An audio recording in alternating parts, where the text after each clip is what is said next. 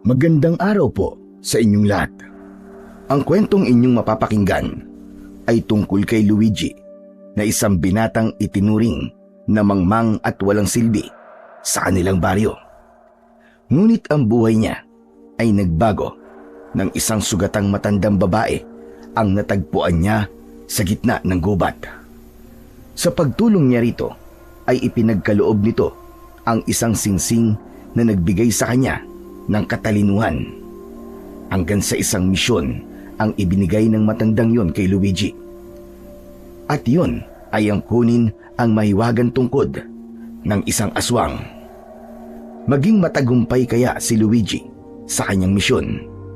Magagamit nga ba niya ang pagiging matalino upang manalo sa pakikipaglaban sa kampon ng kadiliman?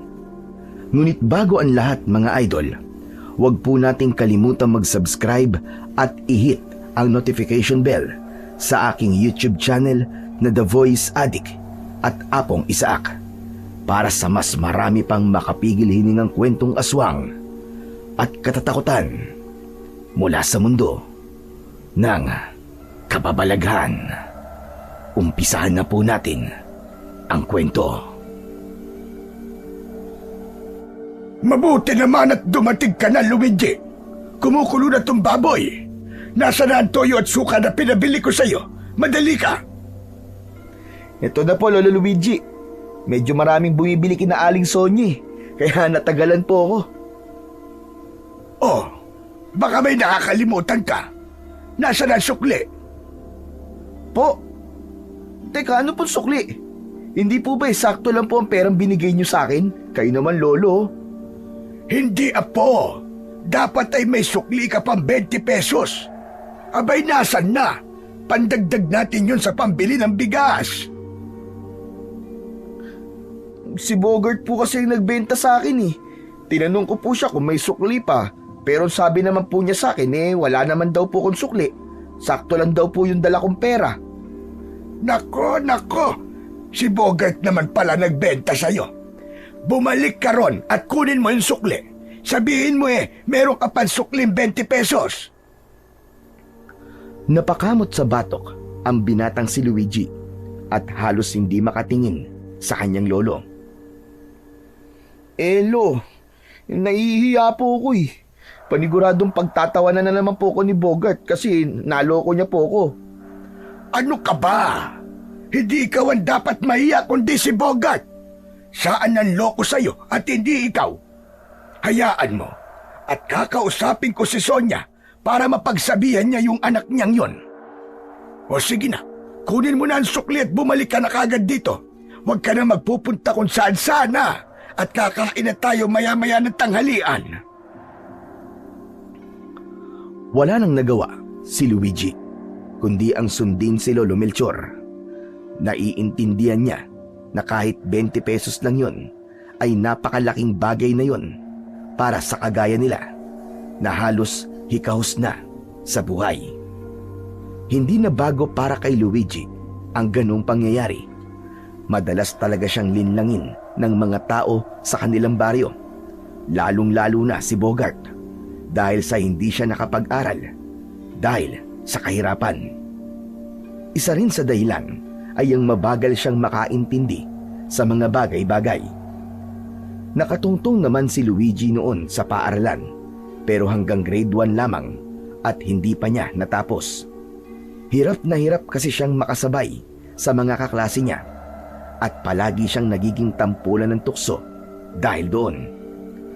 Kaya naman nagdesisyon na lang si Lolo Melchor na wag na siyang pag-aralin dahil sa awa nito sa kanya. Tuwing uuwi siya galing sa eskwelahan ay palagi siyang umiiyak dahil sa panunukso sa kanya ng kanyang mga kaklase. Sinubukan naman siyang turuan ni Lolo Melchor, ngunit dahil sadyang mahina ang kanyang ulo ay nahirapan siya. Hanggang sa magbinata na si Luigi ay hindi na siya natutong magbasa, magsulat at magbilang. Umasa na lang siya sa sarili niyang diskarte at sa gabay ng kanyang Lolo Melchor. Nang makarating si Luigi sa tindahan ni na Aling Sonia ay nakita niya si Bogart na nakaupo sa mahabang upuan sa harap ng tindahan. May hawak na itong soft drinks na nakalagay sa plastic na may straw. Nahihiyang lumapit dito si Luigi. Oh, Luigi! Bakit bumalik ka? May nakalimutan ka bang bilhin, ha? Bogart, wala naman. Pero, ano kasi, ang sabi kasi ni Lolo Melchor, may sukli pa daw ako. 20 pesos para ang sukli ko eh. Ha? Hindi ba sakto lang yung binayad mo kanina? Ikaw naman, oo. Bogart, sige na naman, oh. Ibigay mo na lang yung sukli ko. Alam ko na niloloko mo na naman ako eh, porkit hindi ako marunong magbilang eh. Napangisi si Bogart. Tumayo ito at pumasok sa tindahan. Pagbalik nito ay inabot nito kay Luigi ang 20 pesos. Oh, ayun na nga. Baka mamatay ka pa dahil sa 20 pesos na yan eh. Salamat, Bogart ah. Pambihira na yan. Bakit kasi tanda-tanda mo na hindi ka pa rin marunong magbilang? Kahit magsulat at magbasa, hindi ka rin marunong. Kawawa ka naman. Bogart, sadyang mahina kasi ang ulo ko eh.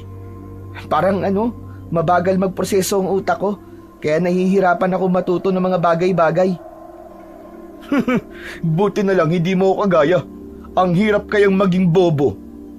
Bogart, hindi naman ako bobo. Mabagal lang ako mag-isip. Sus! Ganun na rin yun. Pinapaganda mo pa. Bobo ka, Luigi. Bobo ka. Mahirap yan. Wala ka mararating sa buhay panigurado. Hindi kagaya ko. Sa susunod na taon ay mag-aaral na ako ng kolehiyo sa Maynila. Sa Maynila, ha? Pag-aaralin ako ng tita ko ron.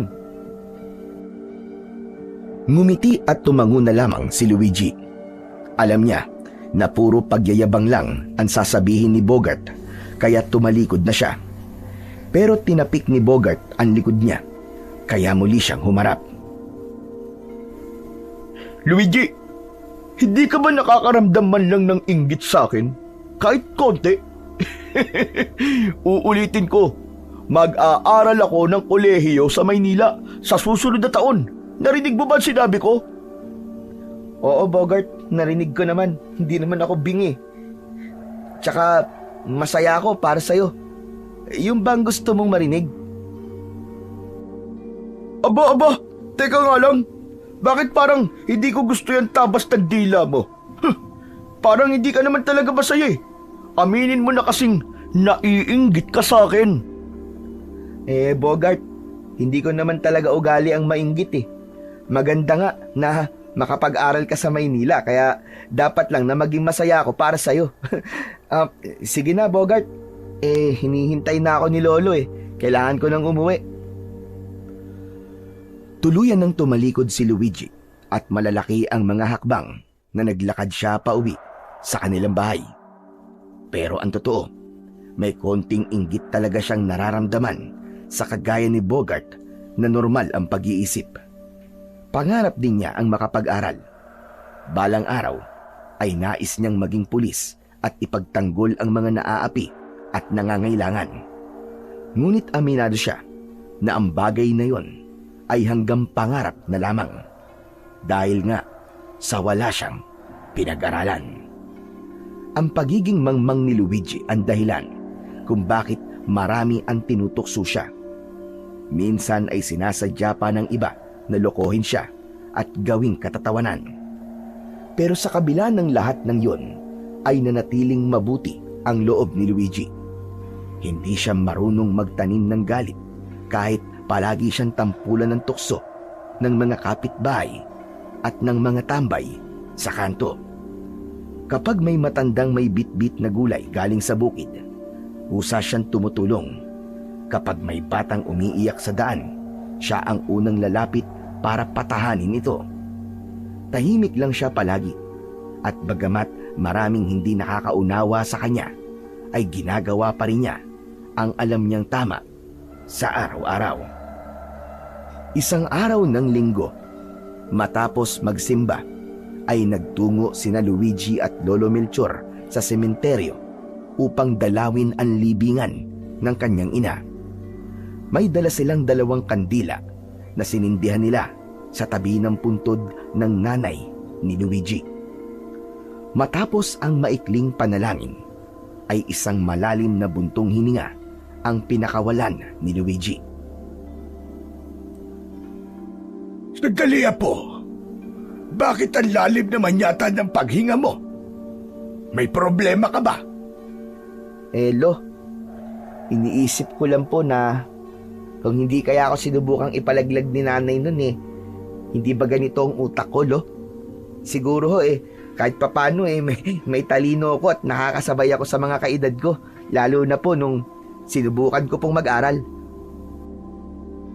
Hindi inilihim ni Lolo Melchor kay Luigi na noong ipinagbubuntis siya ng kanyang ina, ay sinubukan siya nitong ipalaglag.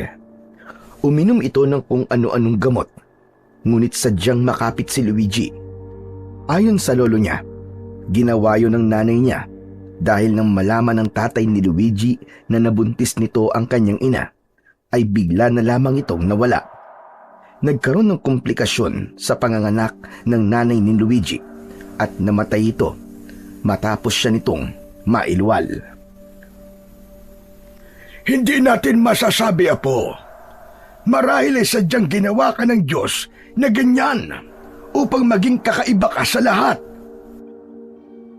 Kung gusto po sana ako ng Diyos, Lo, na maging kakaiba, sana ginawa na lang niya akong sobrang talino o hindi kaya ay may malakas at nakakapagbuhat ng tuniladang bigat.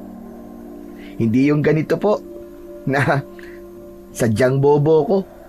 Mula pagkabata, palagi na lang po akong tampulan ng tukso Luigi, Apo, huwag mong isipin na isang kahinaan ng pagiging mabagal mong mag-isip. Yan lang ang masasabi nating maipipintas ng iba sa'yo. Pero, Apo, mabuti ang puso mo. Matulungin ka at masipag. At kahit kailan, hindi mo ko binigyan ng sakit ng ulo. Napakalaking bagay na yon na kailangan mong ipagmalaki. Hindi lahat ay may puso na kagaya ng sa iyo.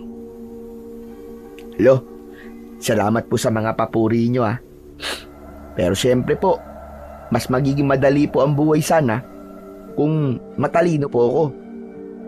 Makakapag-aral po ako ng koleyo gaya ni Bogart. Makakapaghanap po ako ng mas maayos na trabaho at hindi sana ako sa koprahan nagtatrabaho ngayon. Pangarap ko po kasi na mabigyan po kayo ng magandang buhay balang araw Nakakatuwa naman yung huli mong sinabi, Apo. Pero wag mong pahirapan ang sarili mo. Sapat na sa akin na kumakain tayo ng 3 beses o higit pa sa isang araw. Basta, Apo, ang mahalaga, magkasama tayong dalawa at wala tayong sakit. Doon, masayang-masaya na ako ron. Pero Lo, gusto ko po kasing suklian ng pag-aalaga nyo sa akin Gusto ko po na makaalis po tayo rito sa baryo at manirahan po doon sa syudad. Gusto ko po na naibibigay ko po sa inyo ang lahat po ng gusto nyo kasi para sa akin po. Yun po ang nararapat para sa inyo, Lo. Napangiti si Lolo Melchor sa sinabing yon ng kanyang apo at napatingin siya rito. Tinapik nito ang balikat niya at marahang tumango. Hindi na kita pipigilan sa pangarap mo na yan, Apo. Ngunit tandaan mo na lahat ng pangarap mo ay matutupad kahit hindi ka nakapagtapos ng pag-aaral. Basta't masipag ka, may diskarte, at may pananampalataya sa Diyos, ay magtatagumpay ka sa iyong buhay. Gumanti ng ngiti si Luigi sa kanyang lolo. Araw-araw ay nagpapasalamat siya sa Diyos dahil binigyan siya ng lolo na kagaya ni Lolo Melchor. Palagi na lamang nitong ipinararamdam sa kanya na sapat siya at wala siyang dapat ikahiya hanggat wala siyang ginagawang masama at tinatapakang tao. Sa kabila na wala siyang magulang, ay hindi niya naramdaman na kulang siya dahil labis-labis ang pagmamahal at pag-aaruga na ipinararamdam sa kanya ng kanyang lolo Melchor.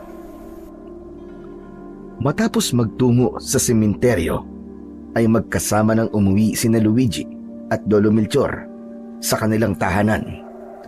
Nagpresenta si Luigi na siya na ang magluluto ng kanilang pananghalian, ngunit napansin niya na ubos na ang kanilang panggatong. Nako Lolo, magtutungo lang po ako sandali dun sa gubat. Ubus na po pala ang panggatong natin eh. Hindi na! Bumili ka na lamang ng uling sa tindahan at gamitin mo yung kalan.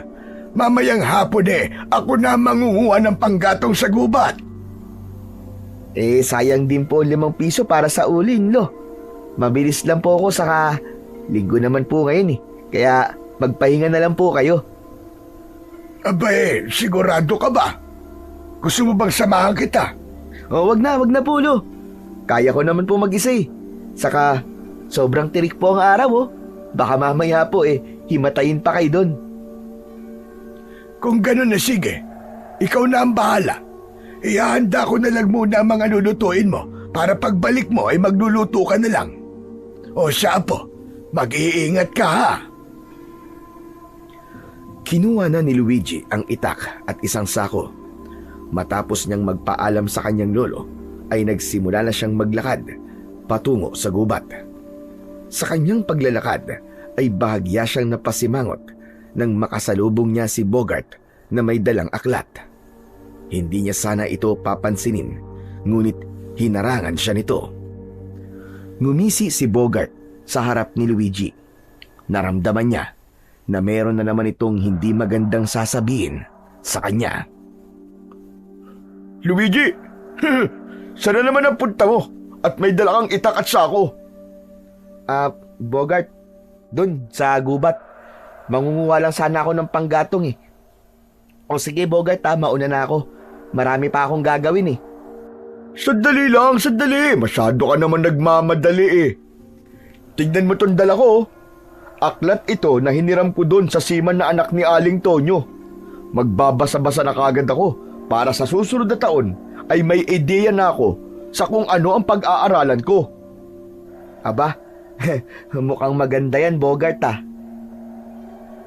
Naging matipid ang sagot ni Luigi dahil wala siyang interes na makipag-usap kay Bogart. Binuklat ni Bogart ang aklat at huminto ito sa isang pahina na maraming nakasulat na salita. Luigi, subukan mo ngang basahin ang kahit na anong salita sa pahina na to. Bogart, ikaw naman no. Alam mo naman na hindi ako marunong magbasa, di ba? Bakit ipapabasa mo yan sa akin? Para namang hindi ka nag-iisip niyan eh. Ano sinabi mo? Ako pa talaga hindi nag-iisip eh. Sa ating dalawa, ikaw ang bobo. Hindi ka marunong magbasa at magsulat, kahit na magbilang. Kung nag-iisip ka kasi Bogart, hindi mo na yan ipapabasa sa akin kasi alam mo naman na hindi ako marunong magbasa eh. Alam ko naman na pagtatawanan mo lang ako kasi hindi ko yan kayang basahin. Dapat nga nagpasalamat ka pa sa Diyos eh. Kasi hindi mo ako kagaya. Halata naman na nagyayabang ka lang sa akin eh. Tila ay hindi nagustuhan ni Bogart ang mga salitang lumabas sa bibig ni Luigi. Binitiwan nito ang aklat at hinawakan nito ang damit niya at galit na tinitigan. Hoy, ikaw Luigi! Ang dami mo sinasabi ha! Gusto mo bang uuwi ka sa bahay nyo na bugbog sarado ha? Bogart naman, Bogart! Bitiwan mo ako! Hindi naman ako makikipag-away sa iyo eh. Bogart, pasensya ka na sa mga nasabi ko. Ako pa ang sasabihan mo ng mayabang ha? Ano kung magyabang ako na matalino ko? Totoo naman yun ah! Palibasa! Bobo ka talaga! At tanga ka pa! Marahas na binitiwan ni Bogart ang damit ni Luigi. Itinulak pa siya nito, kaya napaatras siya at muntik pang matumba. Nang sandaling yon ay pinagsisihan ni Luigi ang naging paraan ng pagsagot niya kay Bogart at naisip niya na dapat ay iwasan na lang niya ito. Pulutin mo ang aklat ko! Pulutin mo! Bilisan mo! Hindi na umimik si Luigi. Lumuhod siya at pinulot ang aklat sa lupa. Nang nahawakan na niya ang aklat, ay biglang tinapakan ng mariin ni Bogart ang kamay ni Luigi. napangiwi siya dahil sa labis na sakit. Bogart, tama na. Aray, nasasaktan ako yung daliri ko, Bogart. Parang awa mo na. Wala naman akong ginawang masama sa'yo ah. Hindi gumalaw si Bogart. Sa halip, lalo pa nitong idiniin ang paa nito sa kamay ni Luigi. Alam mo bang buong pagkatao mo? Mali, ha? Maling-mali ka. Isa kang pagkakamali. Ano ba ang ambag mo sa lugar na to, ha? Alam mo, kung ako sa'yo, nagkukulong na lang ako sa bahay eh. Hindi na ako lalabas kahit kailan. Nakakahiya ka. Ang tanda mo na, pero hindi ka pa rin marunong magbasa. Pinagtatawanan ka na nga ng lahat, Luigi. Kahit na anong bait mo, bobo pa rin ang tingin naming lahat sa'yo. Bobo! Bobo! Inalis na ni Bogart ang paa nito sa kamay ni Luigi. Ito na ang kumuha mismo sa aklat at mayabang itong umalis habang si Luigi naman ay nananatiling nakaluhod sa lupa. Pinigilan niya ang pagpatak ng kanyang luha, lalo na't may ilang tao na nakatingin sa kanya. Huminga siya ng malalim at saka tumayo. Kahit na anong pilit niyang wag bigyan ng pansin ang masasakit na salita ni Bogart, ay para pa rin yung mga kutsilyong tumatarak sa kanyang dibdib. Aminado siyang mangmang siya, pero nasasaktan pa rin siya sa tuwing ipinagdidiinan ito ng mga tao sa kanya. Ipinagpatuloy na lamang ni Luigi ang kanyang paglalakad patungo sa gubat. Bagya siyang nakayuko dahil ramdam niya ang tingin ng mga tao sa kanya. Nang makarating sa gubat, ay itinuon ni Luigi ang inis niya sa pagtaga sa mga damo gamit ang bitbit niyang itak. Ang yabang mo talaga, Bogart. Akala mo kung sinong matalino.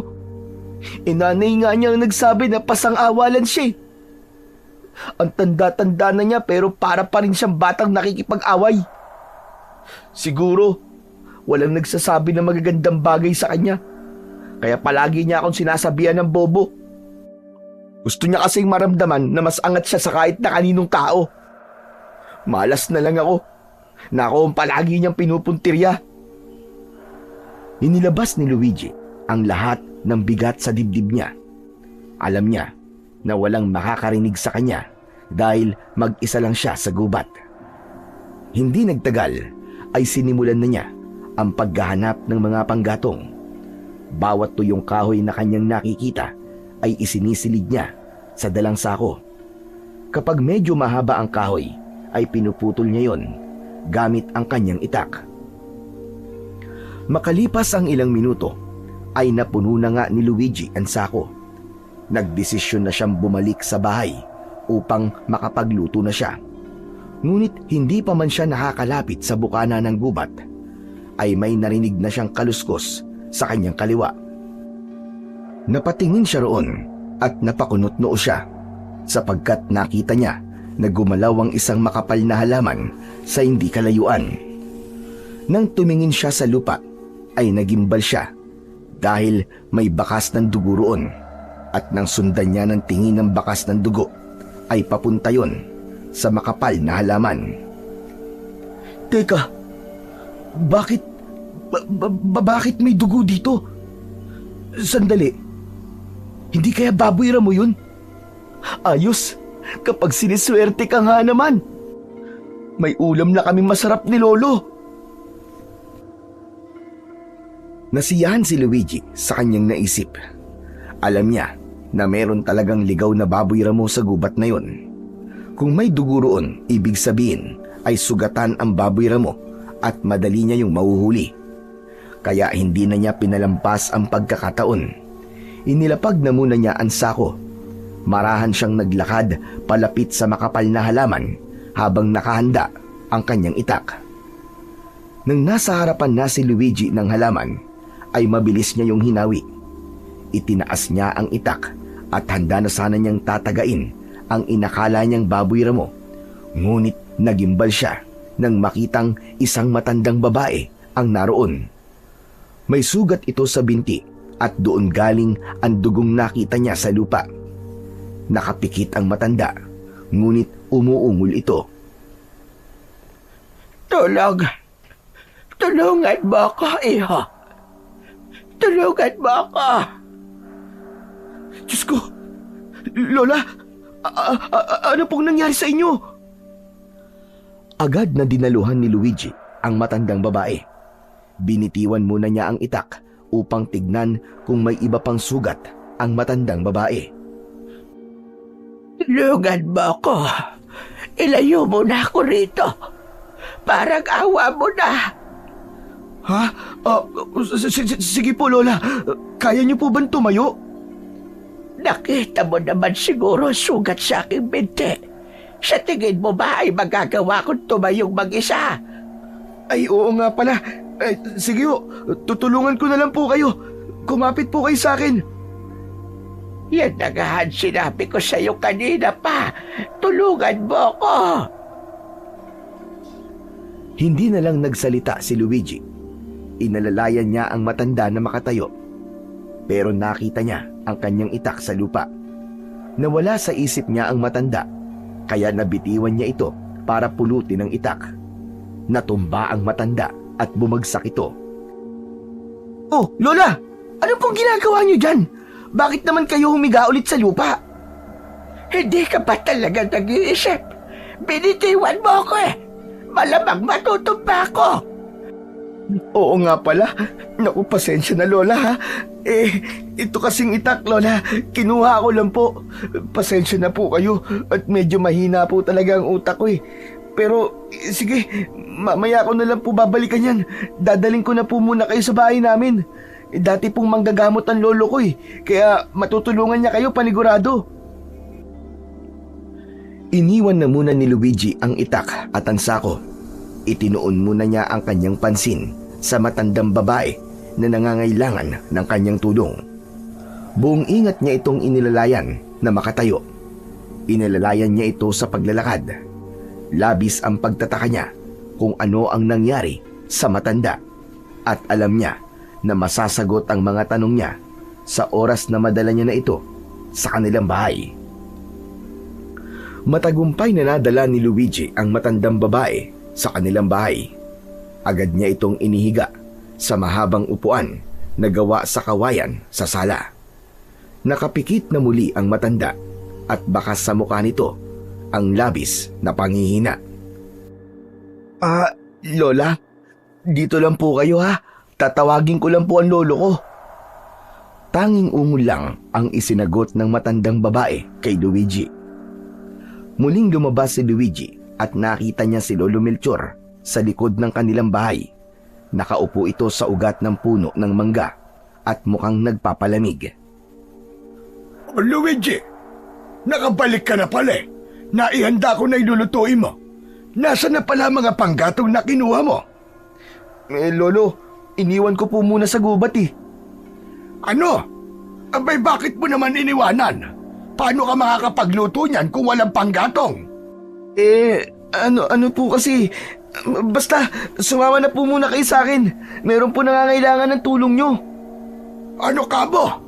Kailangan ng tulong ko. Abay, sino? Hindi na nagsalita si Luigi. Hinila niya si Lolo Melchor sa braso at dinala ito sa loob ng kanilang bahay. Labis na gulat ang matanda nang makita ang matandang babae na nakahiga sa kanilang upuan. Abay, mabagin langit! Sino matandang babaeng yan? At bakit siya may sugat sa binti? Lo, hindi ko po siya kilala eh. Nakita ko po siya kanina sa gubat. Humihingi po siya ng tulong kaya tinulungan ko po at dinala rito. Lo, gamutin niyo po siya. Nakakaawa po siya kasi baka mamaya mamatay pa yan kapag hindi naagapan. Diyos kong bata ito, Luigi! Bakit ka naman nagdadala dito sa bahay nang hindi mo kilala? Baka mamaya sindikato yan at mapahamak pa tayo. Lolo naman, huwag din naman po siyang pag-isipan ng masama. Kawawa naman po. Gamutin niyo na lang po siya. Kapag maayos na po ang lagay niya, ay saka natin siya tatanungin kung sino siya at anong nangyari sa kanya. Sige na, Lo. Ay, nako. Sige na nga. Ano pa nga bang magagawa ko nandito na yan? Sandali lang at ihahanda ko lang mga gamit ko sa panggagamot. Tulungan mo na rin ako para mas mapabilis tayo. Mabilis na kumilos ang dalawa. Kumuha si Luigi ng maliit na palanggana at nilagyan niya yon ng tubig. Kumuha rin siya ng malinis na labakara habang ang lolo niya ay kinuha ang gamot nito sa sugat. Ginupit din ito ang isang lumang damit upang magsilbing benda. Hindi nagtagal ay sinimulan na ni Lolo Melchor ang paglilinis sa sugat ng matandang babae. Napansin naman ni Luigi na hindi na gumagalaw ang matanda, kaya bahagya siyang nag-alala. Naku po, Lolo, tignan niyo, patay na po ba siya? Bakit parang hindi na po siya gumagalaw? Buhay pa siya, Apo. Ano ka ba? Sa tingin ko nawalan lang siya ng malay dahil sa labis na pagod at panghihina. Mas mabuti yan para hindi niya maramdaman ang paglilinis ko sa sugat niya. Matamang pinanood ni Luigi ang ginagawa ng kanyang lolo. Pagkatapos malinis ng sugat ng matanda, ay pinahiran yon ni Lolo Melchor ng langis at binalutan ng benda. Tumayo na si Lolo Melchor at bumuntong hininga. O ayan, tapos ko na siyang gamutin. Ilang araw lang ay matutuyo na ang sugat niya dahil sa langis na pinahid ko. Ayos, mabuti naman po kung ganun, Lo. Pero, Lolo Melchor, wala ka po bang napansin sa sugat niya sa binti? Para pong kalmot ng kung anong napakalaking hayop pa. Napansin ko nga rin yun, Apo. Malalaman natin ang lahat kapag nagkamalay na siya. Sa ngayon, ay hayaan na muna natin siyang makapagpahinga. Habang nagliligpit si Lolo Melchor ng mga ginamit nito, ay naaawang pinagmasdan ni Luigi ang matandang babae. Sa kabila ng pagtataka kung sino ito at anong nangyari rito, ay mas lamang ang awa na kanyang nararamdaman. Sa itsura kasi ng matanda, ay parabang dumaan ito sa isang napakahirap na sitwasyon. Ngunit ganun pa man, masaya siya na iniligtas niya ito. Maghapon walang malay ang matandang babae. Paminsan-minsan ay sinisilip ito ni Luigi sa kanilang sala. Nais niyang makasiguro na kapag nagising na ang matanda, ay agad siya nitong makikita dahil sigurado siya na magtataka ito kung nasaan ito. Pagsapit ng gabi, habang kumakain ng hapunan sina Luigi at Lolo Melchor, ay parehas silang nagulat nang bigla na lamang sumigaw ang matandang babae na nasa sala. Lumayo kayo sa akin! Lumayo kayo! Hindi ako papayag na makuha mo sa akin ang singsing! Lolo, gising na po yung matanda. Sabay na tumayo ang dalawa at halos patakbo silang nagtungo sa sala. Naabutan nila ang matandang babae na tila nagdidiliryo. Nakapikit ito at umuungol na parabang takot na takot. Nilapitan ito ni Lolo Melchor at dinaman ito ang noo at leeg ng matandang babae. Masama ito! Inaapoy siya ng lagnat, Apo! Pero Lolo, hindi naman po siya nasusunog, di ba? Kaya bakit po sinabi niyong inaapoy? Kailangan po bang kumuha ako ng tubig at buhusan siya? Pambihira itong batang ito. Ang ibig kong sabihin, abay mataas ang lagnat niya. Gaano po kataas? 6 na talampakan po ba o baka 10 talampakan? Ay nako, Diyos me, yung bata ito. Sumasakit ang ulo ko sa'yo. Parang ako yata ang lalagnatin, Luigi. Gusto niyo po bang ikuha ko po kayo ng gamot, Lo? Naku, masakit po pala ang ulo niyo eh. Hindi! Tumahimik ka na nga lang muna. At ako na muna ang bahala sa kanya. Relax ka lang dyan. Kumuha ng maligamgam na tubig si Lolo Melchor na nakalagay sa palanggana. Kumuha rin ito ng labakara at ginamit nito yon upang punasan ang katawan ng matandang babae. Matapos yun, ay inilagay ng lolo niya ang labakara sa noo ng matanda. Pinakuha ni Lolo Melchor si Luigi ng kumot at kinumutan nito ang matandang babae. Sana'y gumaling na siya o kaya kahit makabangon man lang siya. Kailangan niyang kumain. Kapag ganyan pa rin siya bukas, ay magpapatulong na tayo kay Kapitan para madala siya sa ospital. Doon ay mas matutulungan siya ng mga doktor. Kaya nga po, Lo Nakakaawa po talaga siya, Lo. Parang napakahirap po ng pinagdaanan niya. Pero, Lo, tingin niyo okay na po ba siya? Sa ngayon ay oo. O tara na, ituloy na natin ang ating pagkain at ipagdasal natin na tuluyan ang bumuti ang kanyang kalagayan. Pagsapit ng oras ng pagtulog, ay hindi magawang makatulog ni Luigi. Hindi siya mapalagay sapagkat nag-aalala siya sa matandang babae. Wala siyang ideya, pero tila malapit ang loob niya rito kahit hindi niya ito kilala. Kinaumagahan, nang nagising sina Luigi at Lolo Melchor, ay nagulat sila nang makita ang matandang babae na nagluluto na sa kusina. Bagamat bakas pa rin sa mukha nito ang panghihina, ay nagawa pa rin itong ngumiti sa kanila. Pasensya na kayo at nakialam ako sa kusina niyo. Naisipan kong ako na magluto ng almusal para kahit papano naman makaganti ako sa kabutihan niyo sa akin. Naku, Lola, hindi niyo na po kailangan gawin yan eh. Ang dapat po sa inyo ay nagpapahinga po. Medyo maayos naman na ang pakiramdam ko. Hindi naman ako kikilos kung hindi pa. Kung gano'n ay hindi ka na namin kailangan dalhin sa ospital. Abay, hindi na. Oo nga pala. Ang pangalan ko ay Remedios. Kayo, anong pangalan niyo? Ako po si Luigi at siya naman po ang lolo ko, si Lolo Melchor. Ako po ang nakakita po sa inyo sa gubat. Ganun ba? Maraming salamat sa iyo, Luigi. Utang ko sa iyo ang aking buhay. Upang hindi masyadong mapagod si Lola Remedios, ay tinulungan na ito ni Luigi sa pagluluto. Hindi nagtagal ay magkakasalo na sila na kumain ng almusal. Remedios, tanong lang, saan ka pala nakatira?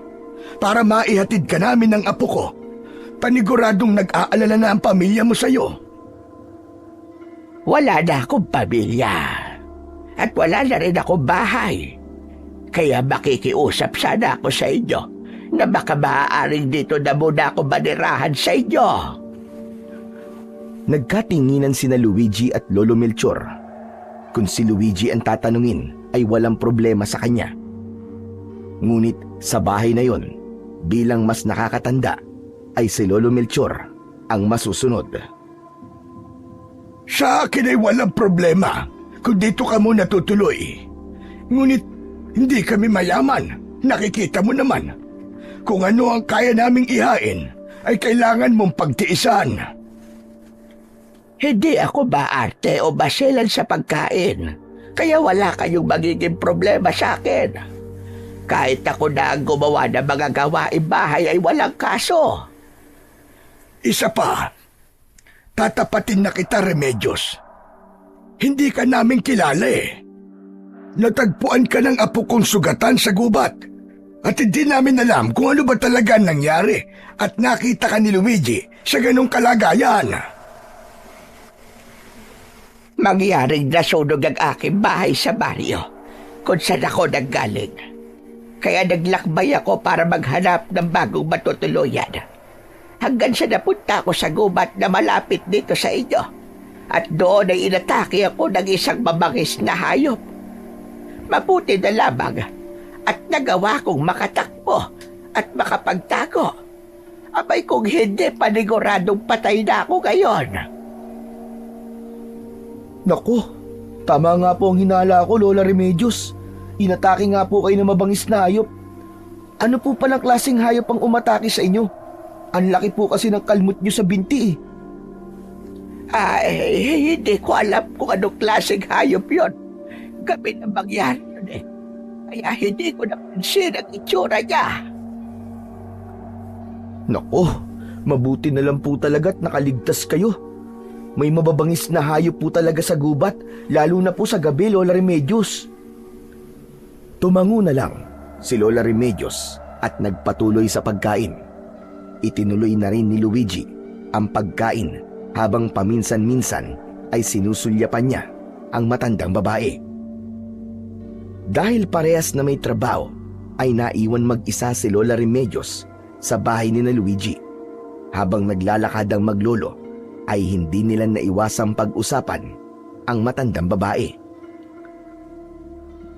Luigi, apo, sa tingin mo ba ay tama na pinagkatiwalaan natin si Remedios? Lolo, sa tingin ko po mukhang mabuting tao naman po siya. Saka kung iisipin nyo na magnanakaw siya habang wala tayo, ay wag po kayong mag-alala. Wala naman po siyang mananakaw sa bahay natin eh.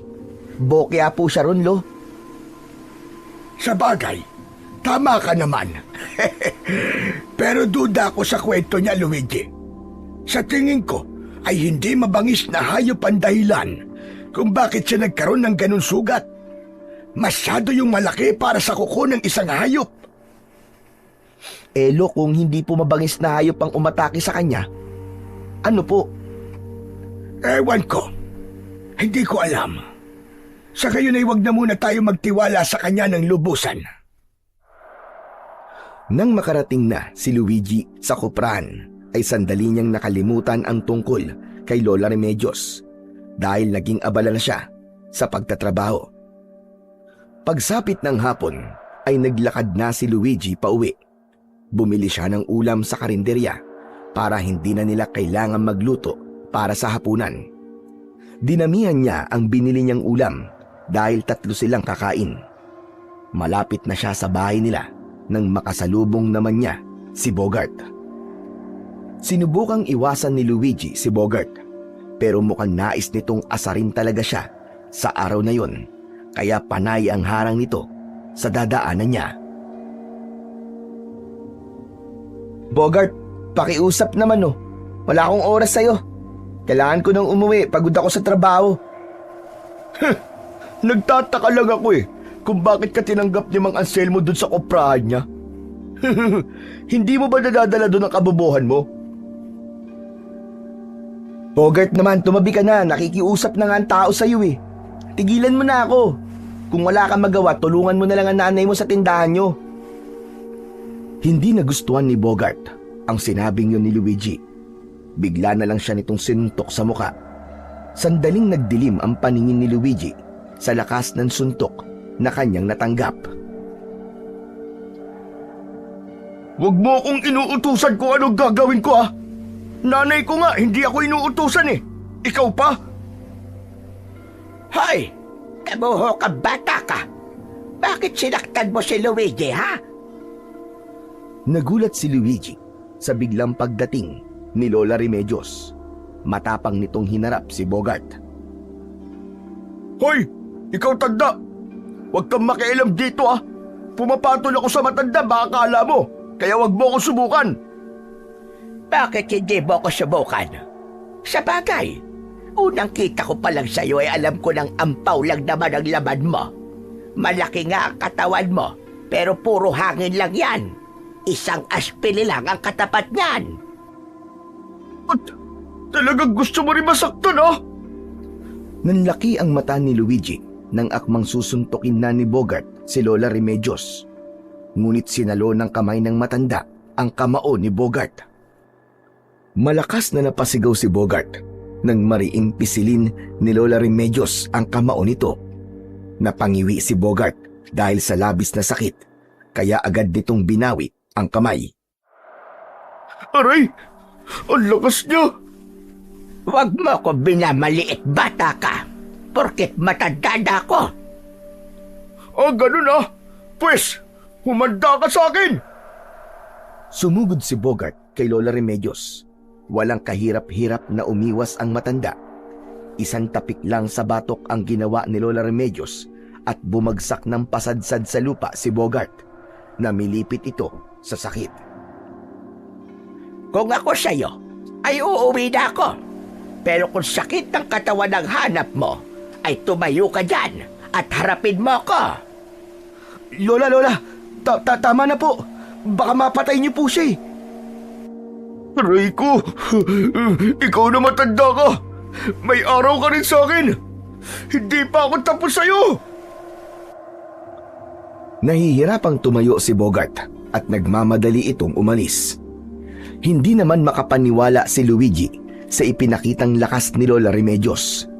Hindi kasi halata sa katawan nito na kaya pa nitong makipaglaban ng ganon. Magtatanong pa sana siya, ngunit mabilis na naglakad ang matanda patungo sa bahay nila. Sinundan ni Luigi si Lola Remedios. Pagpasok nila sa bahay ay doon na siya nagtanong.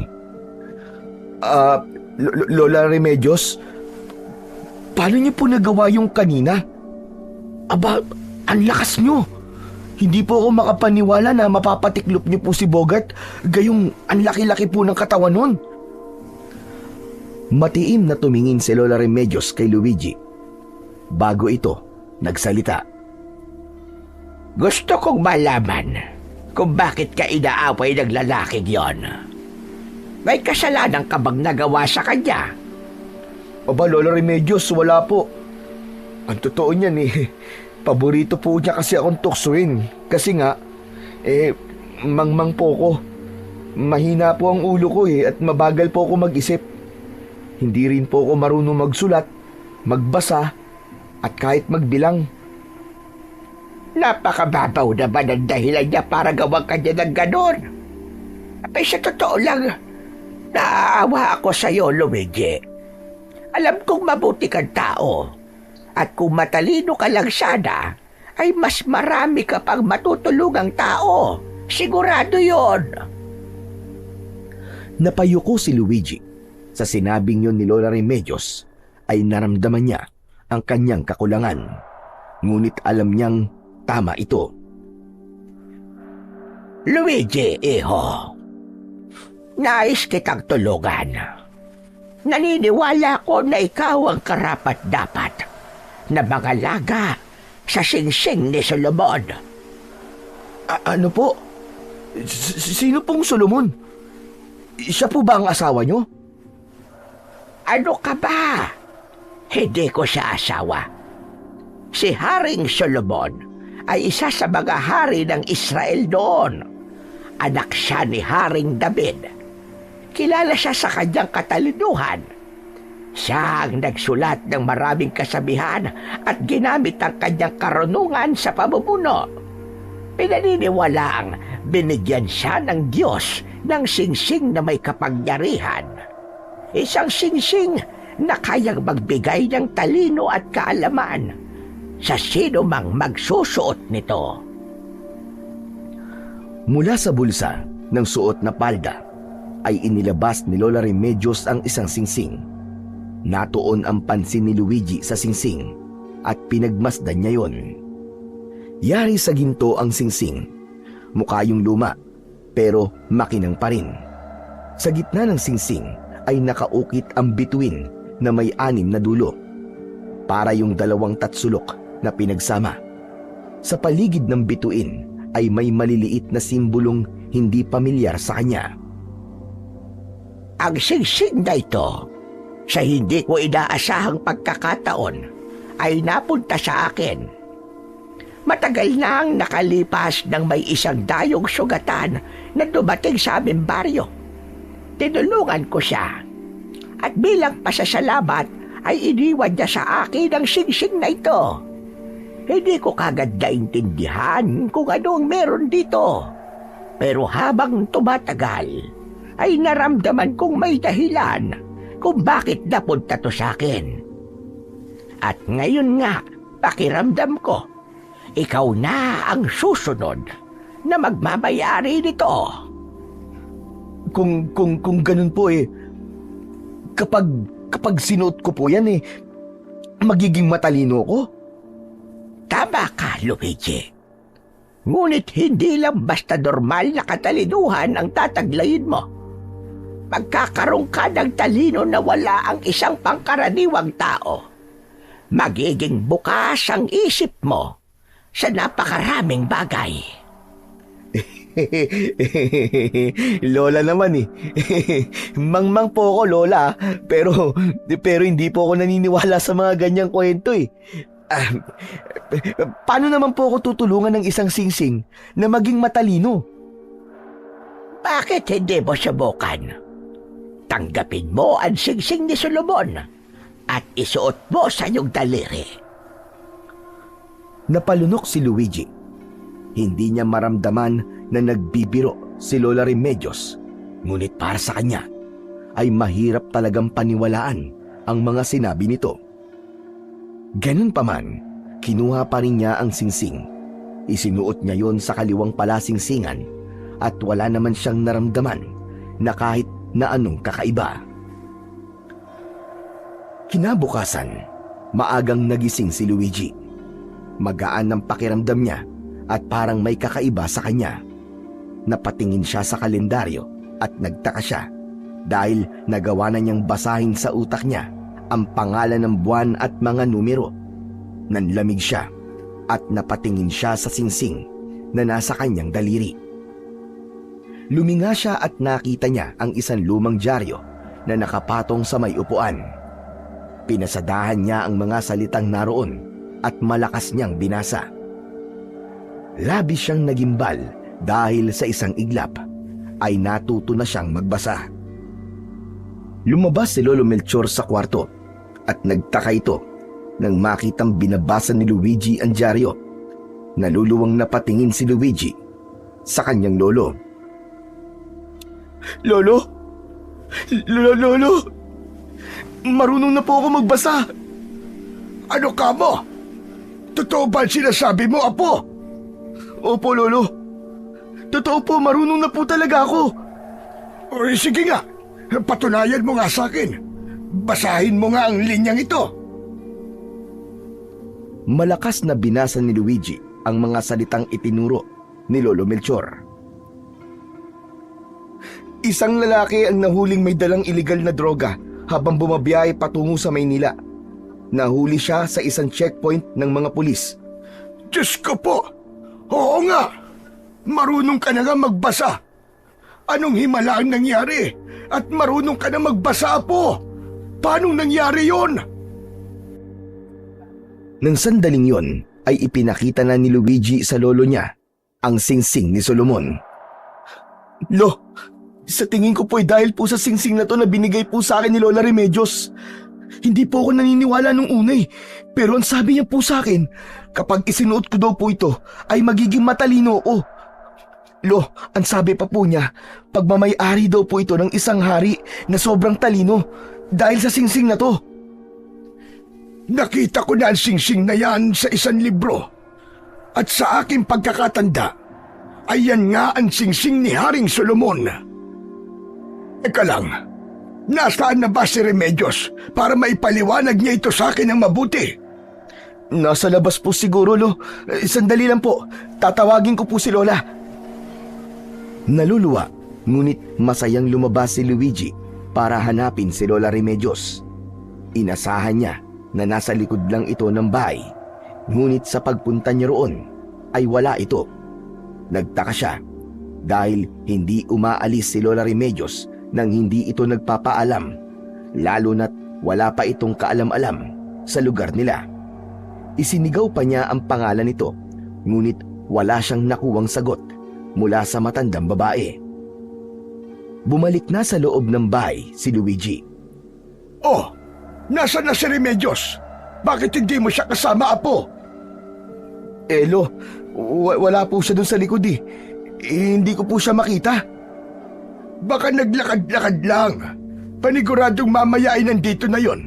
Saka natin siya kausapin pagbalik niya. Pakiramdam ni Luigi ay nasa alapaap siya ng sandaling yon. Paulit-ulit niyang binasa ang dyaryo at hindi pa rin siya makapaniwala na totoo ang kapangyarihan ng singsing ni Solomon na ipinagkaloob sa kanya ni Lola Remedios. Mabilis na lumipas ang maghapon. Nag-aalala na si Luigi at Lolo Melchor dahil hindi pa rin bumabalik si Lola Remedios. Wala silang ideya kung saan ito nagpunta dahil hindi ito nagpaalam sa kanila nung umalis ito. Malungkot man si Luigi na hindi siya lubos na nakapagpasalamat sa matandang babae, ay masaya siya dahil sa wakas ay hindi na siya matatawag na mangmang ng mga tao. Sa mga sumunod na araw ay naging palaisipan sa buong baryo ang biglaang pagbabago kay Luigi. Nagulat ang lahat nang malaman ng mga ito na marunong na siyang magbasa, magsulat at magbilang. At dahil din sa biglaang pagtalino ni Luigi, ay ilang suliranin sa baryo nila ang nabigyan niya ng solusyon. Isa na rito ang alitan sa pagitan ng dalawang magkapitbahay ukol sa hangganan ng lupa ng mga ito. Si Luigi ang nagmungkay ng patas na panukat na siya mismo ang gumawa. Nang masira ang patubig sa palayan, ibinungkahi niya ang epektibong sistema ng pagdaloy ng tubig gamit ang kanal na siya rin ang nagdisenyo. Sa kabila ng lahat ng papuri, nanatiling tahimik lamang si Luigi at mapagkumbaba. Hindi siya naging mayabang at bagkos ay ginamit niya ang kanyang katalinuhan sa pagtulong at pagbibigay ng solusyon sa mga problema sa kanilang baryo. Isang umaga, naglalakad si Luigi pauwi sa kanilang bahay. Nakangiti siya sapagkat kakatapos lang niyang kausapin ng kanilang kapitan ukol sa problema nila sa basura. Nagmungkahi siya ng iba pang paggagamitan ng mga basura at labis na natuwa ang kapitan nila sa kanyang mga sinabi. Sa gitna ng paglalakad ni Luigi ay may tumapik sa likod niya. Paglingon niya ay nakita niya si Bogart na nakangisi. O ano, Luigi? Anong pakiramdam na ang dami nang humahanga sa'yo ngayon, ha? Ang taas na siguro ng tingin mo sa sarili mo, no? Bogart, kahit kailan ay hindi naging ganyan ang tingin ko sa akin sarili. Ginagamit ko lang ang talino ko sa pagtulong. Talino na bigla ka nalang nagkaroon. Umamin ka nga sa akin, ha, Luigi? Anong ginawa mo at bigla ka nalang naging matalino, ha? May ininom ka ba o kinain? May ginagamit ka bang agimat? O baka naman, isinuko mo na ang kaluluwa mo sa demonyo? Bogart, wala akong obligasyon na sagutin ang mga tanong mo. Basta ako, masaya ako na nakakatulong ako. Yun lang. At sana ay maging masaya ka na lang din para sa akin.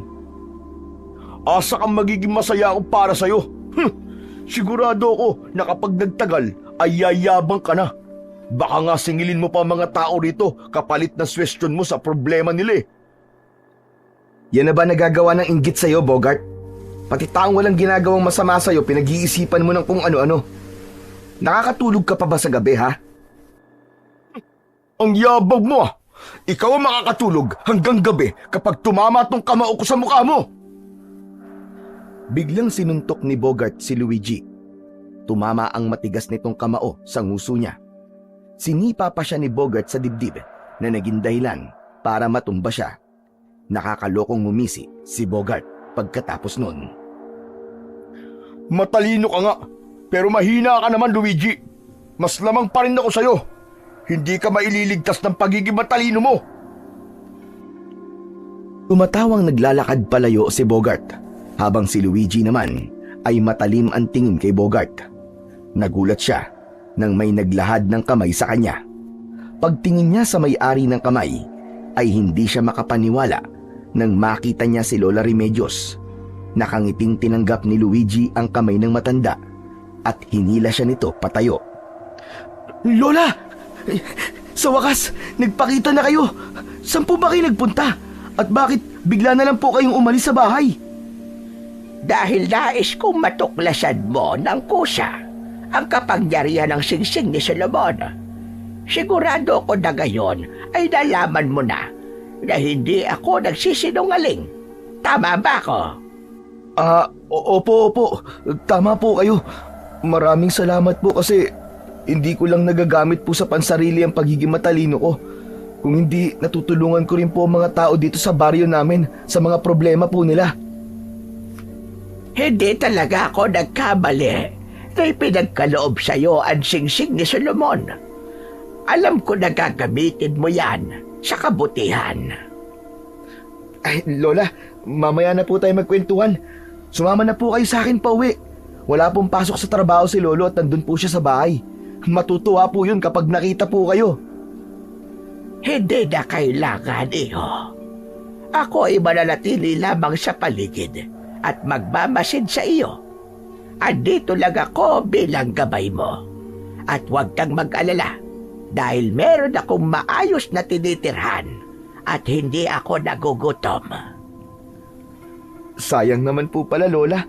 Akala ko po kasi habang buhay na po namin kayong makakasama.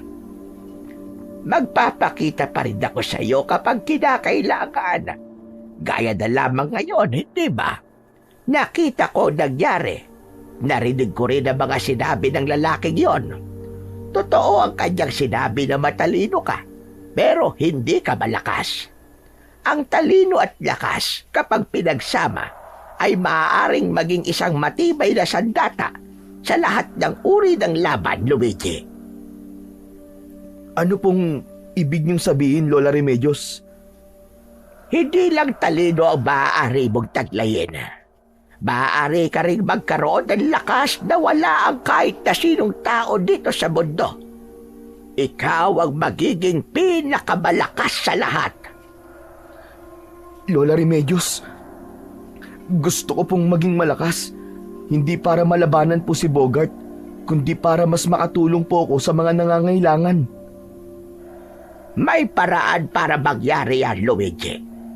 Ang totoo, hindi lang singsing ang meron si Solomon. Meron din siyang mahiwagan tungkod na kung sino ang magmamay-ari noon ay magkakaroon ng pambihirang lakas. Napalunok si Luigi. Naisip niya na kung mapupunta sa kanya ang naturang tungkod, ay magagawa na niya ang lahat ng magaganda niyang plano para sa kanilang baryo. Lola Remedios, maaari niyo po bang ibigay sa akin ang tungkod na yon? Kung hawak ko lang sana ang tungkod ni Solomon, ay ibinigay ko na sa iyo kasama ng singsing. Ngunit ninakaw yon sa akin ng isang aswang na nagngangalang Garok. Nakatira siya sa bundok dito sa inyong baryo. Doon siya nagtatago at minsan ay bumababa siya kapag nais ng mambiktima ng mga tao. Ang totoo, si Garok ang may kagagawan ng sugat sa aking binti. Tumakas ako sa kanya dahil nais nang kunin sa akin ang singsing ni Solomon upang tuluyan na siyang maging malakas. Kung ganun po, Lola Remedios, isang aswang po ang may gawa nun sa sugat niyo. Ang ibig niyo po bang sabihin kailangan ko pong kunin ang tungkod ni Solomon dun sa aswang na si Garok? Ganun na nga. Ikaw lamang ang may kakayahan na gawin yon dahil nasa iyo ang singsing ni Solomon. Pero Lola, ano pong laban ko sa isang aswang? Oo, matalino nga po ako, pero hindi po ako matapang, Lola. Mahina po ako. Kay Bogart pa nga lang po talo na ako Ano pa kaya sa isang aswang? Ngunit gaya ng sinabi mo, ay matalino ka. Hindi palaging lakas ng pangangatawan ang kailangan mong gamitin sa pakikipaglaban. Gamitin mo ang talino mo para labanan si Garok. At kapag natalo mo na siya, kunin mo sa kanya ang tungkod. Nahulog sa malalim na pag-iisip si Luigi. Mabilis na gumana ang utak niya at napakaraming paraan upang talunin ng isang aswang ang tumakbo sa isip niya. Hindi nagtagal ay matapang siyang tumango. Sige po, Lola Remedios. Papayag na po ako na kunin kay Garok ang tungkod ni Solomon. Sabihin niyo lang po sa akin kung paano po ako makakapunta sa lugar na kanyang pinagtataguan. Napangiti si Lola Remedios at agad nitong sinabi kay Luigi ang daan patungo sa kuweba na nasa tuktok ng bundok. Kahit maraming sinabi ang matanda, ay natandaan lahat yon ni Luigi dahil sa talas ng kanyang pag-iisip. Matapos ang pag-uusap ng dalawa, ay nagpaalam na si Lola Remedios at anito ay magpapakita na lang ulit ito kay Luigi sa sandaling magtagumpay siya sa kanyang misyon.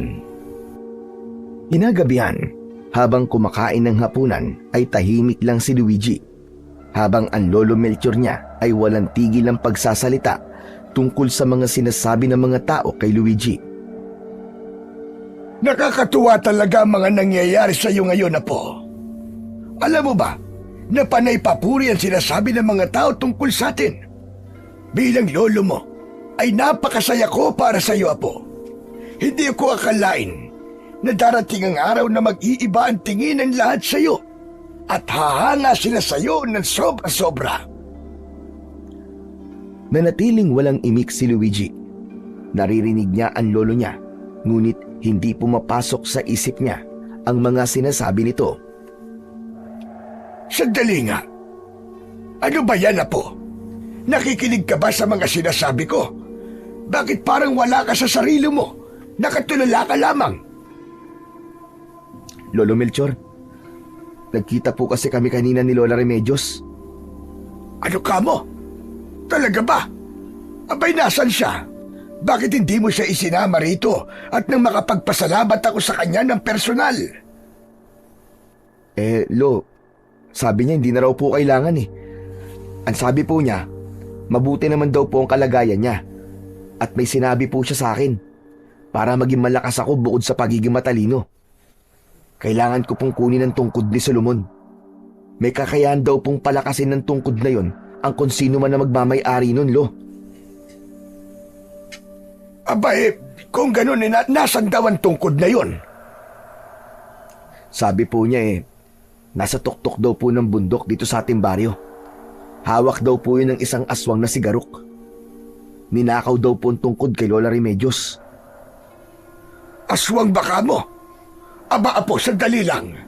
Ibang usapan na kapag aswang ang kailangan mong kaharapin. Hindi. Ayoko, hindi ako pumapayag na kunin mo ang tungkod na yon. Makontento ka na lang sa pagiging matalino mo. Pero Lo, hindi niyo po ba naisip na mas makakatulong po ako sa mga tao kapag mas malakas ako? Hindi na rin po ako aapihin ni Bogart at ng iba pa. Kapag malakas na po ako, ay baka makapaghanap po ako ng maayos sa trabaho. Ayoko pa rin, hindi. Mapanganib ang gagawin mo, Luigi. Huwag mong ilagay ang sarili mo sa panganib nang dahil lamang sa gusto mong maging malakas at makatulong. Lo, patawarin niyo po ako pero buo na po ang loob kong kunin ang tungkod ni Solomon. Sige nga, paano mo siya lalabanan? Isa siyang aswang, Luigi. Gagamitan ko po siya ng talino, Lo. Wala man po akong lakas na meron siya, ay wala naman po siyang talino na meron ako. Napailing na lamang si Lolo Melchor sa sinabi ng kanyang apo. Tumayo ito at nagpalakad-lakad na parang pusang hindi mapaanak. Mukhang hindi na talaga kita mapipigilan. Kaya sige na, Apo. Pumapayag na ako sa gusto mong gawin. Pero meron akong kondisyon. Ano pong kondisyon yun, Lo? Asama ako sa'yo. Gusto kong masiguro ang kaligtasan mo.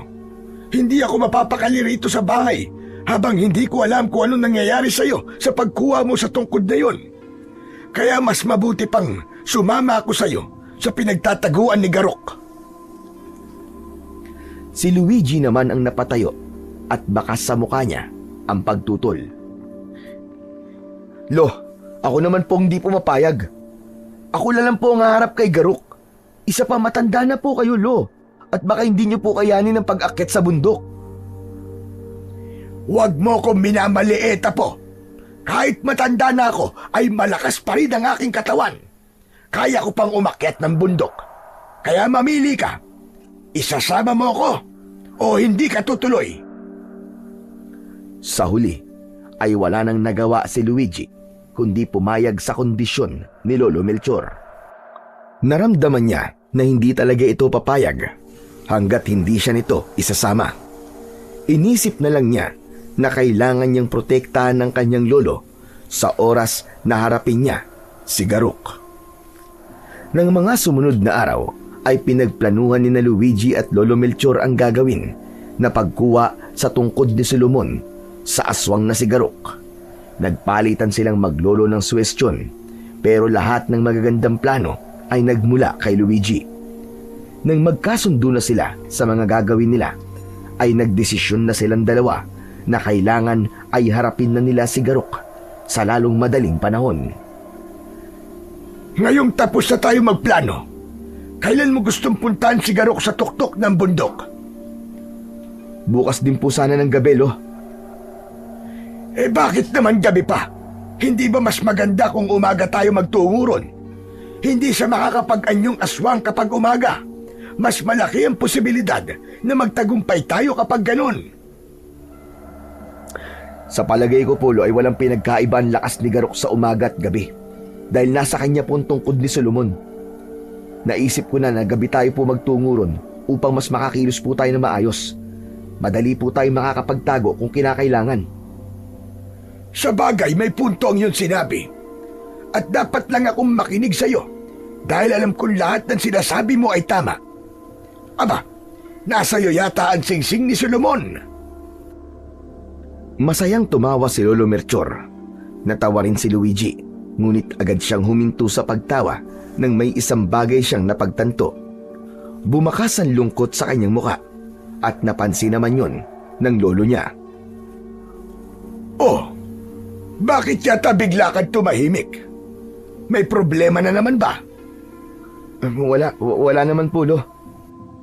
Naisip ko lang po na kung wala pala sa akin ang singsing ni Solomon, ay wala akong kwenta. Isa akong mangmang na hindi nakapag-aral at walang silbi dito sa baryo. Apo, pwede ba tumigil ka na sa pagbabasa yung sarili? Nasa iyo man ang singsing ni Solomon o wala, ay meron ka pa ring silbi rito sa ating baryo. Sabihin na nating hindi ka matalino kapag hindi mo suot ang singsing na yan. Pero may mabuti ka namang puso. Hindi ka man nakakatulong sa pagiging matalino mo, ay nakakatulong ka pa rin sa ibang paraan. Gaya na lamang ng ginawa mo kay Remedios. Tinulungan mo siya dahil alam mong kailangan niya ng tulong mo. Napangiti si Luigi sa sinabing yon ni Lolo Melchor. Nang sandaling yon, nabigla siyang pinanghinaan ng loob ay ang mga salitang yon ang kailangan niyang marinig upang bumalik ang tiwala niya sa kanyang sarili. Kinabukasan ay naghanda na sina Luigi at Lolo Melchor sa kanilang misyon. Iniligay nila sa isang sako ang mga bagay na kailangan nila. Nang unti-unti nang lumulubog ang araw, ay kumain na sila. Matapos ang nakakabusog na hapunan, ay saglit na nag-usap ang maglolo. Lolo Melchor, handa ka na po ba? Pwede ka pa pong umatras. Wala pong problema sa akin yun. Hindi na po. Hindi mo mababago ang isip ko. Buwan loob ko't samahan ka sa pagkuha ng tungkod ni Solomon kay Garuk. Pero bago tayo umalis, ay mag-alay muna tayo ng panalangin. Tandaan mo, Apo, na higit sa kahit na anong bagay o kapangyarihan, ay pinakamabisa pa rin ang pagdarasal at pananampalataya sa dakilang lumikha. Nakangiting tumango si Luigi. Humarap muna silang dalawa sa maliit nilang altar na nasa sala at pinangunahan ni Lolo Melchor ang pagdarasal. Panginoon Diyos, na pinakamakapangyarihan sa lahat, kami po ay lumalapit sa inyo upang humingi po ng patnubay at lakas sa laban na aming kakaharapin. Panginoon, bigyan niyo po kami ng tapang. Protektahan mo po kami kay Garuk at sa lahat ng panganib na aming maaaring kaharapin sa aming paglalakbay. Itinataas po namin sa inyo ang misyon naming ito. Sa pangalan ni Jesus. Amen. Marahang nag-angat ng ulo si Luigi at nagtama ang mga mata nila ni Lolo Melchor. Kapwa may tapang at lakas ng loob ang dalawa. Hindi na sila nag-aksaya pa ng oras. Lumabas na sila ng bahay upang magtungo sa kinaroroonan ni Garuk. Tinahak ni na Luigi ang madilim na kagubatan. Dala ni Lolo Melchor ang isang lampara habang si Luigi naman ang may bitbit ng sako kung saan nakalagay ang mga gamit na kakailanganin nila. Matapos ang mahigit isang oras, ay narating na nila ang paanan ng bundok. Kapwa sila nagulat nang salubungin sila roon ni Lola Remedios na para bang alam nito na darating sila roon ng oras na yon. Lola Remedios? Teka, paano niyo po nalaman na ngayon po kami pupunta kay Garuk? Sinabi ko naman sa'yo na palagi akong nakabantay sa'yo. At nais ko na makita ka bago mo harapin si Garuk. Hindi mo alam kung gaano ko kasaya dahil babawiin mo kay Garuk ang tungkod ni Solomon. Naisip ko rin po kasi na kailangan ko pong unahan si Garuk. Sigurado ko na hinahanap niya ang singsing ni Solomon at hindi magtatagal ay mahahanap niya po ako. Kaya mas mabuti na mabawi ko na po kagad sa kanya ang tungkod sa lalong madaling panahon. Talagang pinapaganda ng singsing ang iyong pag-iisip, Luigi. At Melchor, masaya ko na sinasamahan mo ang iyong apo. Alam kong mas lalakas ang loob niya dahil nasa tabi ka niya. Hindi ko maaaring pabayaan ang aking apo, Remedios. At nais ko ring magpasalamat sa iyo. Salamat dahil ipinagkaloob mo sa aking apo ang singsing ni Solomon. Napakalaki ng naging pagbabago sa buhay niya simula nang mapasakamay niya ang singsing. Noong unang pagtatagpo pa lang namin ni Luigi, ay alam kong siya ay karapat-dapat. Mas lalo pang naging buo ang desisyon kong ipagkatiwala sa kanya ang singsing nang malaman ko ang kwento ng kanyang buhay. At masasabi ko na wala akong pinagsisisihan sa aking ginawang desisyon. Hindi ako nagkamali na ibigay sa iyong apo ang singsing ni Solomon dahil ginagamit niya ito sa kabutihan. Ngayon ay maaari na kayo magpatuloy sa inyong paglalakbay patungo sa pagkuha kay Garuk. Hangad ko ang inyong tagumpay. Nangangako po ako sa inyo, Lola Remedios. Hindi po namin kayo bibiguin ni Lolo Melchor. Tatalunin po namin si Garuk at babawiin po namin sa kanya ang tungkod ni Solomon. Maraan at nakangiting tumango si Lola Remedios. Matapos ang kanilang pag-uusap, ay ipinagpatuloy na ni Luigi at ng lolo niya ang kanilang paglalakbay. Sa pag-akyat ng maglolo sa bundok, ay mas lalong dumilim ang paligid. Kung walang dalang lampara si Lolo Melchor, ay panigurado na mahihirapan silang hanapin ang daan. Nang nasa kalagitnaan na sila, ay nagkaroon na ng makikitid na daan at mga bangin, kaya nagdoble ingat sila sa bawat takbang. Kinakabahan at natatakot si Luigi, ngunit hindi niya yun ipinakita o ipinaramdam kay Lolo Melchor. Nais niya na sa kanya humugot ng lakas ng loob ang kanyang lolo. Luigi, apo, sigurado ka ba na dito ang daan natin? Opo, Lo. Malinaw ko po natatandaan ang direksyon na sinabi po sa akin ni Lola Remedios nung nakaraang araw. Dediretsuin natin ang daan na to. At kapag nakakita tayo ng 2 puno ng balete, ay kakaliwa tayo at susundan natin ang daan na makikita natin doon. Yun na po ang palatandaan na malapit na po tayo sa kuweba kung saan po nagtatago si Garuk. Ang bihira! Pati pala memorya mo'y napakatalas na rin.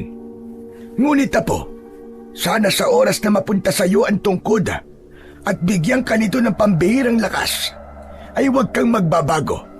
Sana ay maging bukas pa rin ang puso mo sa pagtulong at huwag kang magpapalamon sa mga tataglayin mong kakayahan na wala ang isang normal na tao. Lolo Melchor, nangangako po ako na hindi po ako magbabago. Gagamitin ko po ang singsing at tungkod ni Solomon sa pagtulong po sa mga nangangailangan. Ito na po ang pagkakataon ko upang mapatunayan po sa lahat na meron po akong silbi. Pagkalipas ng halos kalahating oras na paglalakad, ay natanaw na nila ang 2 puno ng balete. Mas lumakas ang kabog ng dibdib ni Luigi dahil alam niya na malapit na sila sa kinaroroonan ni Garuk. Pagdating nila sa 2 puno ng balete, ay kumaliwa sila at sinundan ng daan paakyat ng bundok. Hindi nagtagal ay nakita na nila ang isang kuweba sa tuktok ng bundok. Nagtago muna sina Luigi sa likod ng isang napakalaking bato. Apo, yun na ba ang kuweba ni Garuk? Opo, Lo. Dito lang po kayo at titignan ko po kung nasa loob siya o wala. Apo, mag-iingat ka. Tahimik na naglakad si Luigi patungo sa bukana ng kuweba. Dala ang lampara. Inilawan niya ang daan papasok sa kuweba at nakita niya ang bakas ng malalaking paa na nakaturo palabas. Bumalik siya kay Lolo Melchor. Ano, Apo? Nalaman mo ba kung nasa loob siya? Opo, Lo. Wala po siya sa loob ng kuweba. Lumabas po siya. Marahil ay bumaba siya ng bundok upang mambiktima ng mga tao sa kung saang baryo. Kailangan ko na po simulan ng bitag para sa kanya. Mabilis na kumilos si Luigi. Gamit ang gulok ay naghukay siya ng mababaw sa bukana ng gubat. Pinag-aralan niya ang bakas ng mga paa upang masiguro niya ay saktong tatapakan ni Garuk. Matapos makapaghukay ay inilagay niya sa gilid ng hukay ang isang lubid na nakalup. Tinakpan niya yon ng lupa at mga tuyong dahon. Siniguro niya na hindi yun mapapansin ni Garuk. Ang dulo ng lubid ay itinago naman niya sa likod ng isang puno sa hindi kalayuan sa kuweba. Tinakpan din niya ng mga tuyong dahon ang lubid. Nang matapos na si Luigi sa kanyang ginagawa, ay luminga siya sa paligid at nakiramdam. Naging mabigat at mainit ang hangin. Biglang bumilis ang tibok ng kanyang puso. Lolo, sa tingin ko po ipaparating na po si Garuk. Kailangan na po nating magtago. Nagtago si Luigi sa likod ng puno at mahigpit niyang hinawakan ang dulo ng lubid. Ang lolo naman niya ay nasa likod ng malaking bato. Pinatay na nito ang apoy sa lampara upang hindi sila mapansin ng aswang na si Garuk. Sa sandaling dumating ito. Hindi nagtagal ay nakarinig na sila ng malakas na yabag ng paa na paparating. Mula sa madilim na bahagi ng bundok ay lumitaw ang isang nakakatakot na nilalang na noon lang nakita ni Luigi. Sigurado na siya na ang nilalang na yun ay walang iba kundi si Garuk. Sa tansya ni Luigi ay may 6 na talampakan ng taas nito. Meron itong malaking katawan at ang mga mata ay namumula. Puno ng matutulis na ngipin ang bibig nito. Ang mga kuko nito ay mahaba at kulay itim. May nakasampay na walang buhay na baboy ramo sa balikat nito, habang sa kaliwang kamay ay hawak nito ang isang mahabang tungkod na yari sa isang makintab na uri ng kahoy. Alam ni Luigi na yun na ang tungkod ni Solomon na kailangan niyang makuha. Isang malalim na paghinga ang pinakawalan ni Luigi. Hindi niya inalis ang tingin sa mga paa ni Garuk. Umasa siya na tama ang pag-anilisa niya sa dadaanan nito papasok sa kuweba. Nang nasa bukana na ng kuweba si Garuk, ay saktong tumapak ito sa paligid ng lubid na nakatago sa mababaw ng hukay. Bumakas ang gulat sa mukha ni Garuk nang bahagyang lumubog ang paa nito sa lupa. Mabilis naman na hinila ni Luigi ang lubid at pumulupot yun sa kaliwang paa ni Garuk. Agad na lumapit sa kanya si Lolo Melchor at tinulungan siya nito sa paghila. Nawalan ng balanse si Garuk at natumba ito. Itinali ni Luigi ang lubid sa puno at kinuha niya agad ang gulok at mabilis na tumakbo papunta kay Garuk. Malakas na sumigaw si Luigi at walang pagdadalawang isip na paulit-ulit niyang tinaga ang braso ni Garuk hanggang sa maputol yun. Agad namang kinuha ni Luigi ang tungkod at umatras siya palayo sa aswang.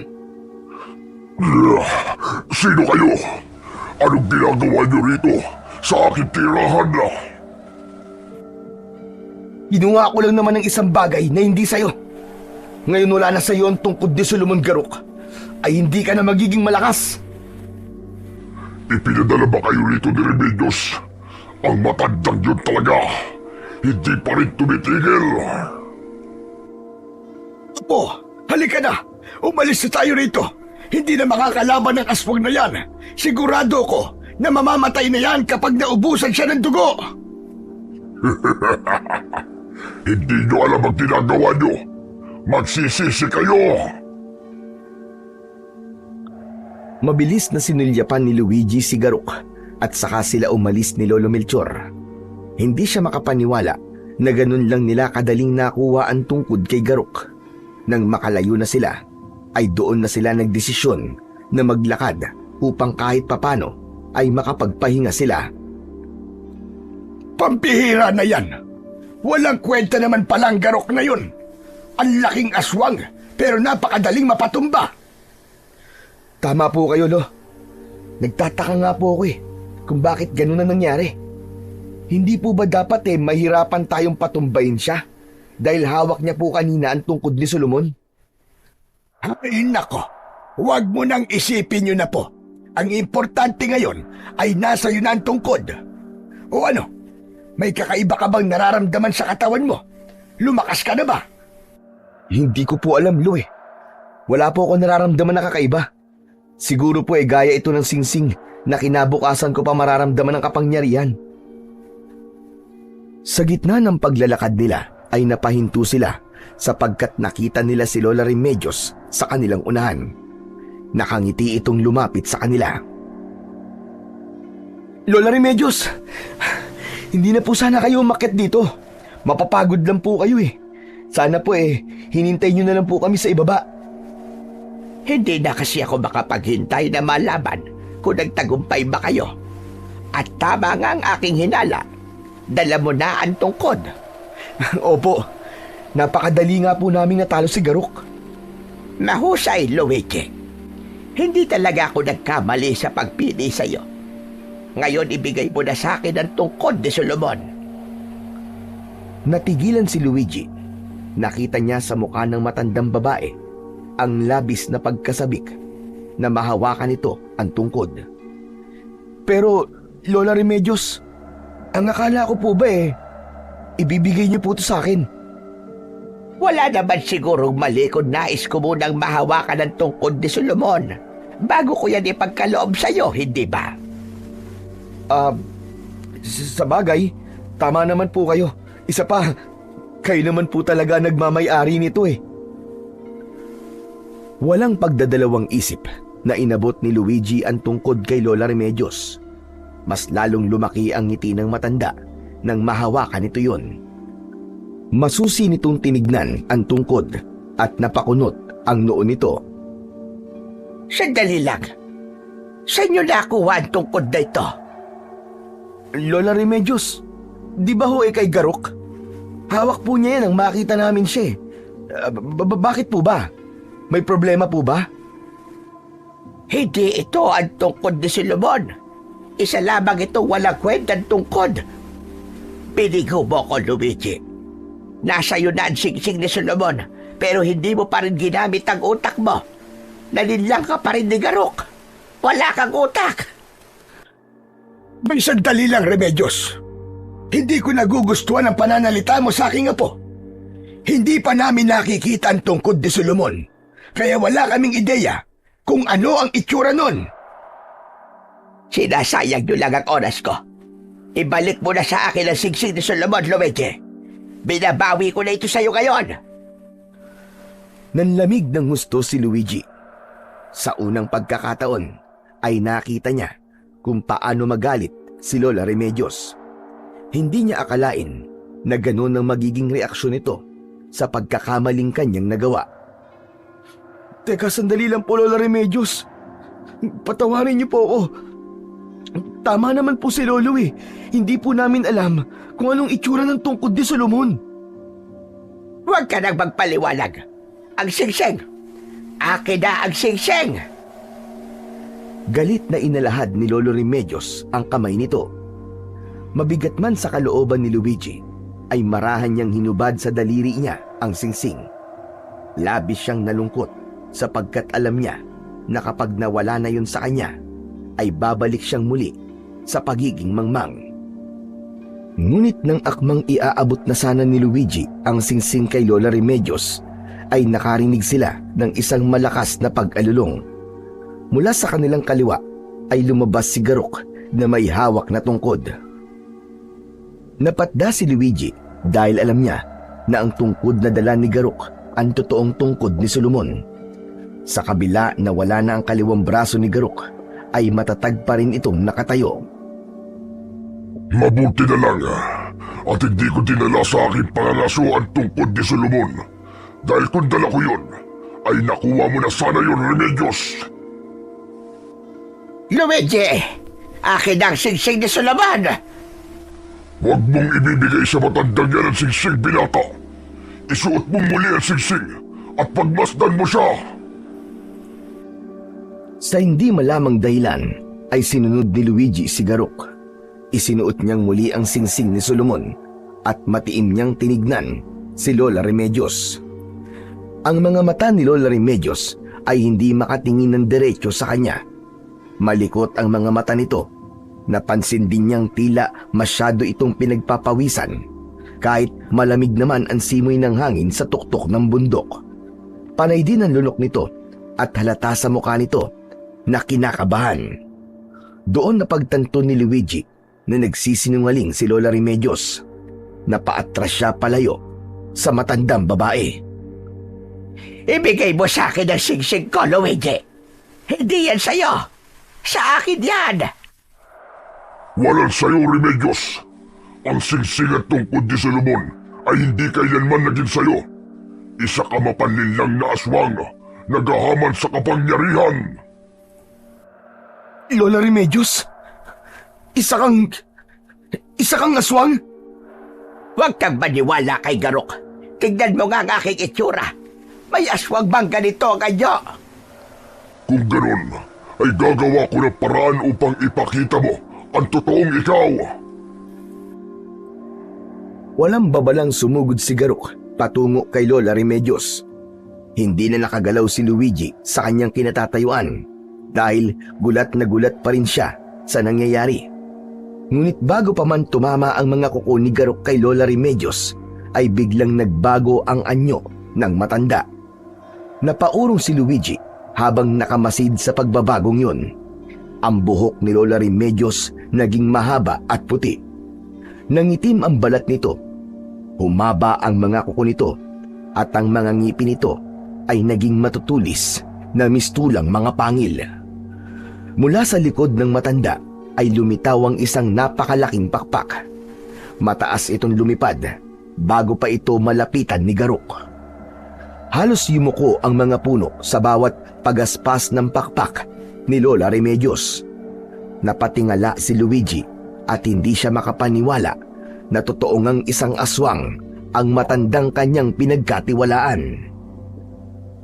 Nagulat at napaatras si Luigi nang lumapit sa kanya si Garok. Hindi ako ang kalaban rito, kundi si Remedios, binata. Nilinlang ka lang niya, kagaya ng iba. Nais kong tapusin na siya ngayon, ngunit wala na akong kapasidad dahil wala na ang isa kong braso. Patawarin mo ako. Hindi ko alam. Wala na tayong oras para magsisiyan. Ito ang tungkod ni Solomon. Gamitin mo to para labanan si Remedios. Tapusin mo na ang kanyang kasamaan. Inabot ni Garok ang tungkod kay Luigi.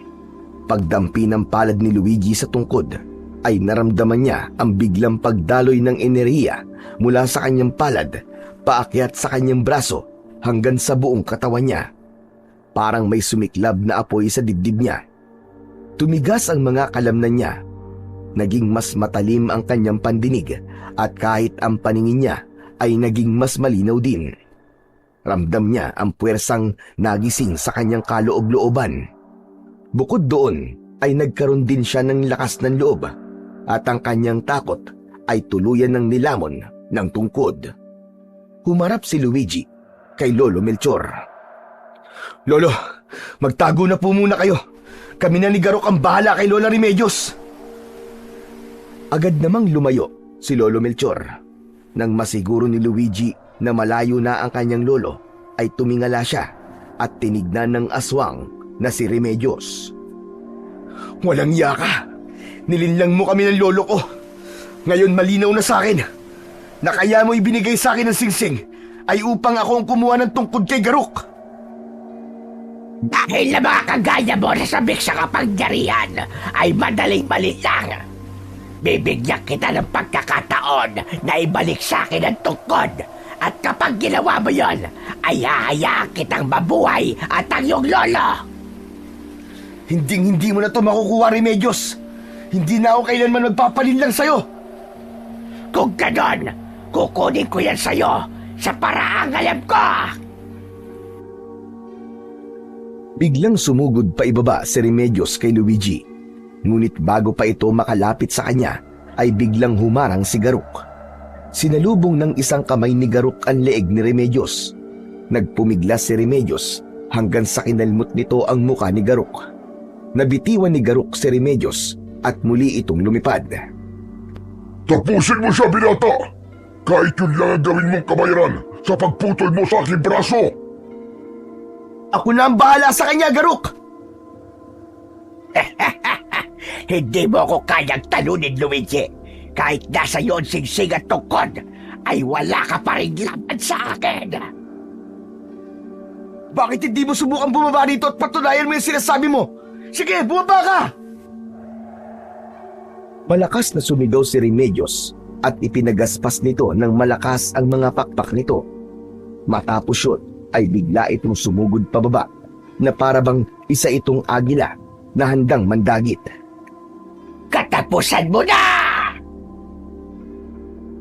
Pinagmasdan ni Luigi ang galaw ng kalaban at sa isang tamang tiyempo ay tumalon siya sa gilid at matagumpay niyang naiwasan ang pag-atake ni Remedios. Pagbagsak ng aswang sa lupa ay agad niya itong hinataw sa tagiliran gamit ang tungkod ni Solomon. Lumipad si Remedios palayo sa kanya habang bakas sa mukha nito ang sakit. Muling ipinagaspas ni Remedios ang kanyang pakpak at lumipad ito paikot sa itaas ni Luigi. Nakakita naman si Luigi ng isang napakalaking bato at gamit lang ang isa niyang kamay ay nagawa niya yung buhatin. Bumuelo siya at buong puwersa niya yung ibinato kay Remedios. Hindi na nagawang makaiwas si Remedios at tumama rito ang malaking bato. Bumagsak si Remedios kasama ang bato. Sinamantala ni Luigi ang pagbagsak ng aswang. Tumakbo siya palapit kay Remedios at buong lakas na inihataw niya ang tungkod sa dibdib ni Remedios. Napasigaw si Remedios at kinalmot nito sa braso si Luigi. Nasugatan si Luigi, ngunit hindi siya pinanghinaan ng loob. Ginamit niya ang isang kamay para hawakan ng leeg ng aswang habang pinipigilan itong umatake pa. Habang nagpupumiglas si Remedios, inilagay ni Luigi ang dulo ng tungkod sa bibig ng halimaw. Isang liwanag ang lumabas mula sa tungkod. Napasigaw si Remedios habang nanlilisik ang mga mata. Walang ano-ano'y biglang nagliyab ang buong katawan ni Remedios. Patuloy sa pagsigaw ang aswang. Sinubukan pa nitong lumipad pero tuluyan na itong bumagsak habang nilalamon ng apoy. Matatag na tumayo si Luigi habang habol ang paghinga. Hindi niya inakala na magagawa niyang makapatay ng isang aswang. Sabay na lumapit sina Lolo Melchor at Garok kay Luigi. Maigpit siyang niyakap ni Lolo Melchor na halos maiyak sa labis na kasiyahan. Matapos ang yakap na yon, ay ngumiti si Luigi. Wala na. Tapos na po, Lo. Wala na po si Remedios. Ligtas na po tayo at ang buong baryo. Tama ka, Apo. At yun ay dahil sa'yo. Ang husay mong makipaglaban. Bilib na bilib talaga ako sa'yo. Pero Lolo Melchor, hindi ko po yun magagawa kung hindi po sa tulong ng singsing na Solomon sa akin at ng kanyang tungkod. Nagkakamali ka. Ang singsing at tungkod ay walang silbi kung ang gagamit nito ay hindi karapat-dapat. Hinayaan ang singsing at tungkod na gamitin mo ang kanilang kapangyarihan dahil alam nila na malinis ang iyong hangarin. Nang sandaling yon ay naisip ni Luigi na tanungin si Garuk ng ilang mga katanungan. Nais niyang maliwanagan sa mga nangyari dahil labis pa rin siyang naguguluhan. Garuk, sino ba talaga nagmamay-ari nitong singsing at tungkod ni Solomon? Ako ang totoong nagmamay-ari niyan. Ipinagkatiwala yan sa akin ng isang antingero dahil alam niya na kaya ko yung protektahan mula kay Remedios. Ngunit nakuha ni Remedios sa akin ang singsing. Hinabol ko siya at nagawa niyang makatakas sa akin.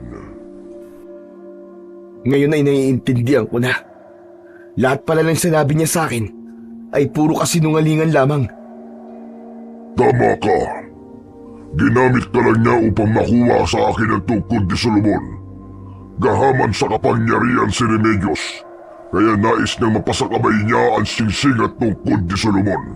Alam niya na kapag nangyari yun, ay wala nang makakatalo sa kanya at maaari pa siyang mabuhay ng mas matagal. Pero ikaw, Garuk, bakit hindi mo ginagamit sa kasamaan ng singsing at tungkod ni Solomon?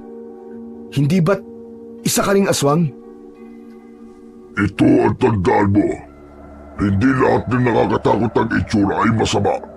At hindi lahat ng aswang ay pumapatay ng mga tao. May mga aswang na kagaya ko na piniling mamuhay ng tahimik.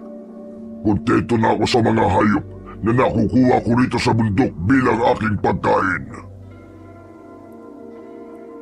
Nagsinungaling din pala sa amin si Remedios nang sabihin niya na bumababa ka sa bundok at nagtutungo sa mga baryo para magasik ng lagim. Pero pasensya ka na talaga, Garuk. Napakalaki ng kasalanan ko sa'yo dahil pinutol ko ang isa mong braso. Pasensya na talaga. Hindi ko alam ang ginawa ko. Wala na tayong magagawa sa nangyari. Isa pa, nakabawi ka na sa akin dahil nagtagumpay kang patayin si Remedios. Kung ganon, ibabalik ko na po sa inyo ang singsing at tungkod ni Solomon. Ikaw po ang totoong nagmamay-ari nito, kaya nararapat lamang na ibalik ko to sa'yo. Hinubad ni Luigi ang singsing kasama ang tungkod at inabot niya ang mga yon kay Garuk. Nagtaka siya nang marahang umiling si Garuk at hindi nito tinanggap ang singsing at tungkod. Hindi na ako nagmamay-ari ng mga yan, kundi ikaw na. Nakita at naramdaman kong mabuti ang iyong hangarin. Kaya ipinapasa ko na sa iyo ang pangangalaga sa mga bagay na yan. Ano? Pero Garuk, Gamitin mo ang singsing at tungkod ni Solomon sa kabutihan at protektahan mo ito sa mga masasamang loob na nais itong makuha mula sa iyo. Sa ngayon, ay nais ko nang mabuhay ng tahimik dito sa bundok. Ipinapasa ko na sa iyo ang responsibilidad na pangalagaan ang mga bagay na yan. hindi ko to matatanggap. Hindi dahil sa iyo ako ng responsibilidad. Ngunit mas kailangan mo ang mga to, Garuk. Sa kalagayan mo ngayon, na wala na ang isa mong braso, ay mas kailangan mo ng lakas. Garuk, nakikiusap ako. Kahit ang tungkod na lang ang kunin mo. Mariin na umiling si Garuk. Hindi na ito nagsalita pa. Tumalikod na ito at naglakad palayo. Sa isang kisap mata ay nawala si Garuk sa paningin ni Luigi. Garuk! Garuk, bumalik ka rito! Kunin mo ang singsing at tungkod! Garuk! Lumapit si Lolo Melchor kay Luigi at tinapik siya sa balikat.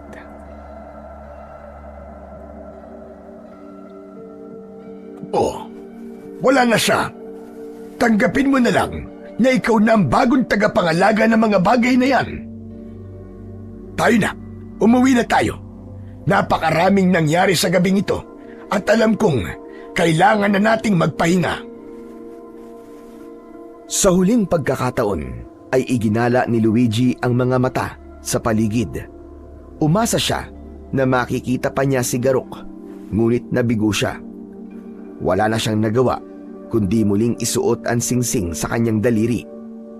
Bumaba na sila ni Lolo Melchor ng bundok habang tangan niya sa kaliwa niyang kamay ang tungkod ni Solomon.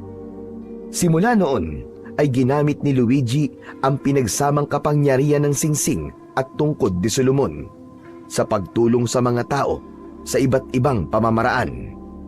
Mula sa isang dating nilalait at kinukutya, ngayon ay iginagalang at minahal na siya ng kanilang buong komunidad. Hindi rin kinalimutan ni Luigi si Garok. Minsan ay dinadalaw niya ito sa bundok upang makipagkwentuhan at dalhan ito ng pagkain.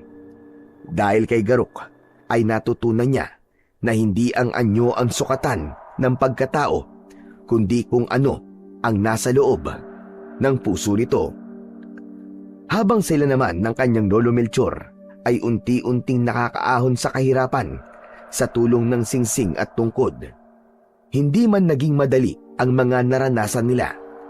Naniniwala si Luigi na ang lahat ng pagsubok na kanilang nalagpasan ay ang siyang nagdala sa kanila, sa kanilang kinalalagyan, sa kasalukuyan. Dahil may kasabihan na ang bawat kabutihan na iyong ginawa ay may katumbas na pagpapala mula sa dakilang lumikha.